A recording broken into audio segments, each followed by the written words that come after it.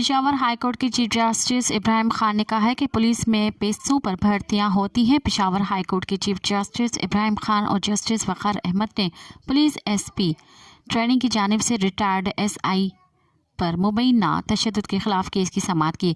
Retired S I نے عدالت میں بیان دیا کہ ایس پی ٹریننگ کے بدترین تشدد کا نشانہ بنایا۔ میڈیکل رپورٹ دیکھ لیں، جسم پر نشانات بھی ہیں۔ ایس پی ٹریننگ نے جواب دیا کہ بنیاد FIR درج ہے، کوئی تشدد نہیں کیا۔ چیف جسٹس نے استفسار کیا کہ آپ دونوں کے درمیان اصل تنازع کس بات پر چل رہا ہے، جس پر ریٹائرڈ ASI نے جواب دیا کہ ایس پی ٹریننگ اور دیگر افسران نے کروڑوں روپیوں کا غبن کیا اور پیسوں پر بھرتیاں کی۔